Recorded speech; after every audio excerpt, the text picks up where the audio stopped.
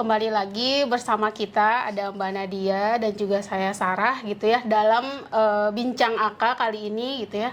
Mbak Nadia, di sore hari ini kita akan berdiskusi ya seputar pilkada dan juga agenda pembangunan berkelanjutan gitu. Nah, Sobat Otonomi, seperti kita ketahui kan saat ini sudah memasuki masa kampanye ya kepala daerah gitu, di mana sudah mulai ada debat-debat gitu ya untuk menguji visi misi kepala daerah gitu. Nah, kesenjangan pembangunan antar daerah dan juga agenda pembangunan berkelanjutan ini menjadi isu yang sangat krusial gitu untuk kita perhatikan atau kita bahas dalam kontestasi politik kali ini gitu. Nah, sejauh mana kepala daerah ini aware gitu ya dan juga perhatian terhadap isu-isu lingkungan, SDGs dan juga isu-isu perubahan iklim.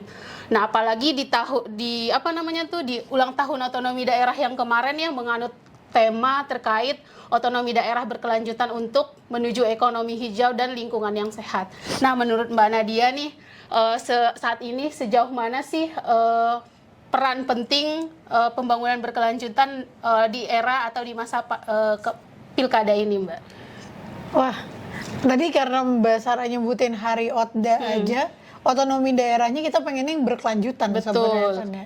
Jadi kalau kita ngomongin konteksnya masa pilkada, dan selalu ya yang kita tahu tuh ketika kita mau melaksanakan sebuah agenda, pasti kan kita harus melihat pemimpinnya nih, Mbak. Betul. Makanya itu bisa kita hubungin sama di pilkadanya gimana, bagaimana kita bisa memilih calon kepala daerah yang hijau. Green leader. Maksudnya calon green leaders ini seperti bukan Hulk lah ya pokoknya hijau-hijau gitu, tapi green leaders, mereka yang pro lingkungan, mereka yang punya visi misi untuk memajukan daerahnya menjadi hijau dan berkelanjutan, dan mereka yang memang menerapkan hijau ini di kehidupan sehari-harinya. Jadi bukan cuma jargon hijau, tapi ternyata mau rapat aja semuanya sampahnya udah banyak, yang kayak limbahnya tidak diurus.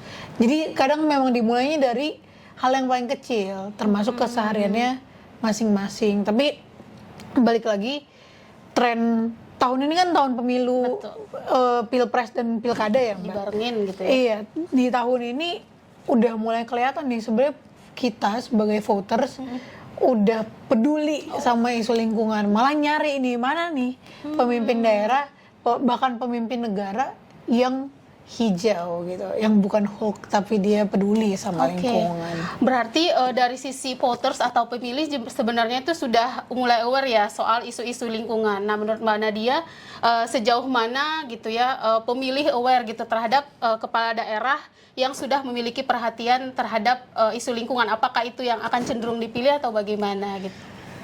Ini kita berkaca lagi sama pilpres aja kali ya, Mbak. Soalnya kan memang ketika kita bicara di sekarang nih pilpres seperti cerminan dari pilkada ya. Gitu ya, karena kita udah betul, isi koalisinya juga sama kebetulan ya. Jadi kalau misalnya kita berkaca sama pilpres, ada survei dari WWF Indonesia. WWF Indonesia? Iya, WWF Indonesia yang melakukan survei yang hasilnya pada Gen Z dan millennials nih, yang sekarang kan kita lagi banyak votersnya yang umur-umur muda ya. Jadi 72% dari Gen Z dan millennials ini memang berbaca nih, Mbak, visi dan misi dan program. Sebenarnya kita peduli, Mbak. Memang saya sebagai perwakilan Gen Z ya. Saya perwakilan milenial. Mbak peduli kan ya? Peduli dong, jelas. Gitu. Nah, dari survei yang sama pun disebutin ada 88% dari Gen Z dan millennials yang mau memilih kandidat yang memang menyuarakan komitmennya terhadap menyelesaikan permasalahan-permasalahan lingkungan, termasuk perubahan iklim dan juga pemberdayaan sumber daya alam dan segala macamnya. Dan 78% dari respondennya ini mau memilih yang punya track record hijau, yang punya track record bahwa dia memang peduli dengan lingkungan. Jadi kalau misalnya kita ngomongin hasil survei pun dari berkaca pada pilpres kemarin, mereka nyari yang kalau bisa nih di visi misinya ada kata berkelanjutan, ada kata hijau, atau ada kata lingkungan hidup lah gitu. Ada preservationnya gitu lah untuk si lingkungan hidup ini gitu. Gitu, Mbak. Nah, berikutnya kalau misalnya kepala daerah ini mengutamakan prinsip pembangunan berkelanjutan ya dalam visi misinya gitu, benefit seperti apa ya sih yang diperoleh oleh kepala daerah ini?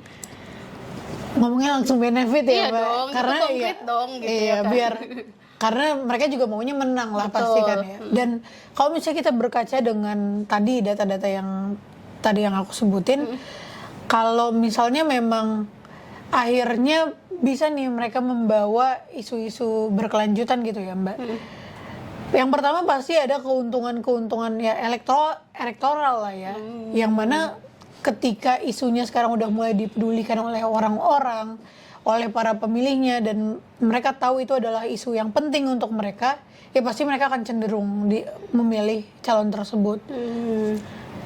Saya sendiri pun juga kayak gitu ketika saya melihat calon kepala daerah saya udah mulai peduli sama lingkungan hidup, apalagi kita tinggal di Jakarta ya, Mbak. Iya, betul. Kita merasa polusi udara lah seburuk apa ini. Kalau ada satu yang berkomitmen bilang saya akan menurunkan levelnya sampai healthy gitu misalnya, saya kan kepikiran untuk milih itu, jujur aja gitu. Jadi itu salah satu benefitnya. Dan benefit yang kedua, kita bisa narik garis sebenarnya dari economic trend-nya gitu, Mbak. Kalau kita kan KPPOD baru rilis kajian tentang green investment ya kemarin, yang mana banyak sebenarnya kemitraan-kemitraan yang mau bekerja sama dengan daerah buat green investment.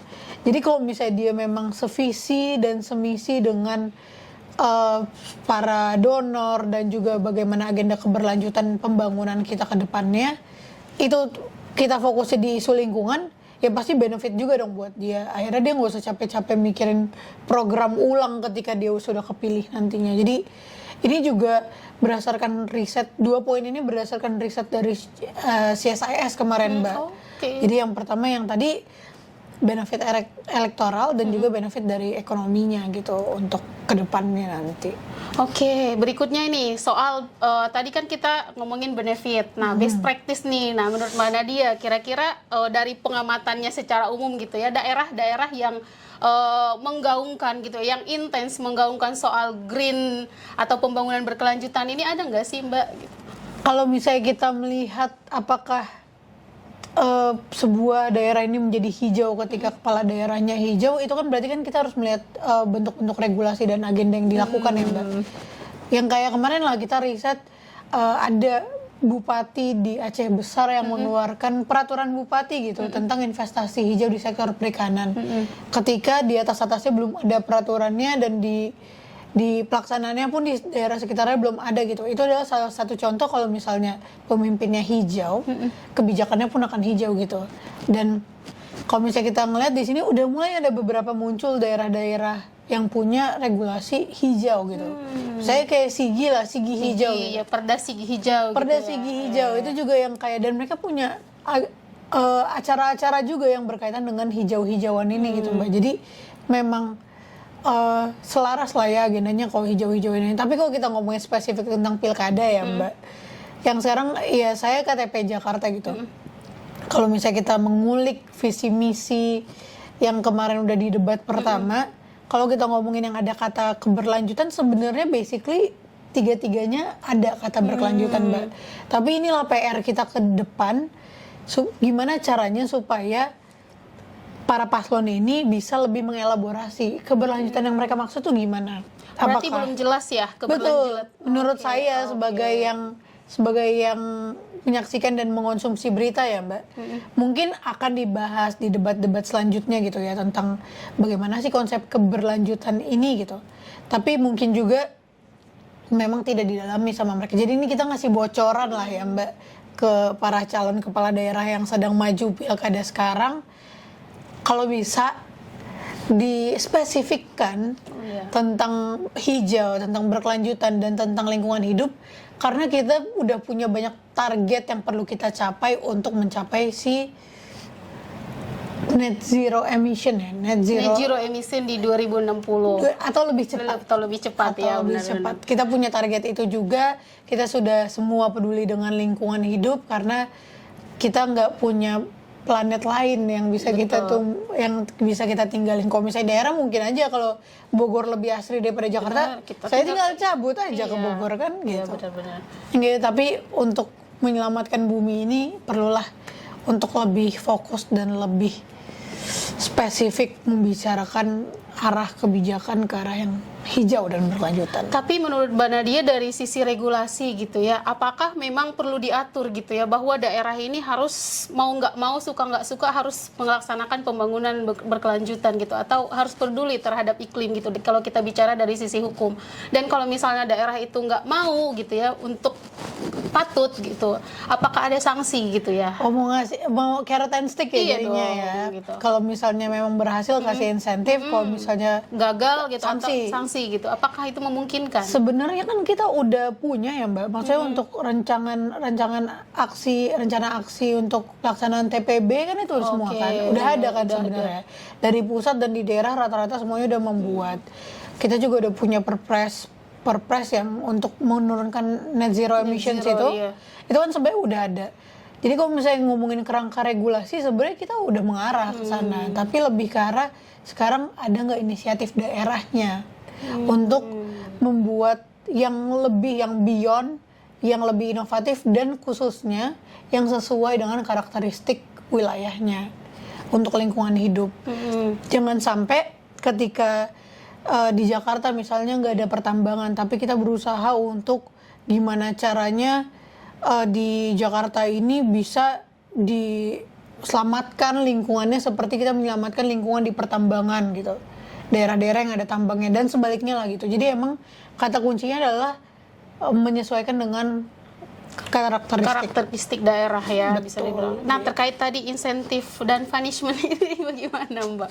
itu berat dan itu harusnya memang selalu kita nggak bisa memungkiri ya Mbak kalau misalnya cost untuk menjaga lingkungan itu besar. Betul. Semua upaya-upaya untuk menjaga lingkungan dan juga untuk kita bisa memperbaiki lingkungan yang udah rusak itu besar. Jadi boleh sih untuk pemerintah pusat memberikan insentif fiskal kali ya, dana tambahan untuk preservasi lingkungan ini, untuk memperbaiki apa yang sudah rusak gitu. Atau bagi daerah yang sudah mempertahankan gitu ya Betul. lingkungan. Karena kan Mempertahankan ada juga susah Iya, sih. ada cost ekonomi yang kurang gitu dibandingkan daerah-daerah yang eksploitasi lingkungan gitu. Jadi memang daerah yang bagus gitu mempertahankan kondisi lingkungannya perlu juga diberi insentif gitu. Nah, terakhir nih Mbak Nadia, Oke. rekomendasi Mbak Nadia gitu untuk para bupati, wakil bupati, wali kota, wakil wali kota maupun gubernur, wakil gubernur yang sedang berlaga saat ini, gimana pesan-pesannya untuk supaya mengakomodir terkait visi misi atau agenda-agenda berkelanjutan ini? Untuk para calon ya, jadi itu tadi kita udah mention berkali-kali kalau misalnya untuk fokus dan juga untuk serius untuk menyelesaikan masalah-masalah lingkungan dan juga bagaimana caranya untuk memitigasi dan beradaptasi dengan adanya perubahan iklim. Kita udah mulai gawat, kita harus buru-buru, dan itu bukan lagi hanya sekedar bagaimana memikirkan ekonominya berjalan. Betul. Karena apa gunanya ekonomi berjalan kalau lingkungannya rusak dan kita nggak bisa tinggal lagi di daerah itu gitu. Jadi silakan untuk mendengarkan segala masukan-masukan dari masyarakat, dari kelompok masyarakat sipil dan lembaga-lembaga penelitian. Itu udah banyak banget kajian-kajiannya juga ya Mbak, tentang transisi energi dan juga tentang perubahan iklim, mitigasi dan adaptasinya. Itu udah banyak banget kajiannya. Coba tolong dengarkan kami.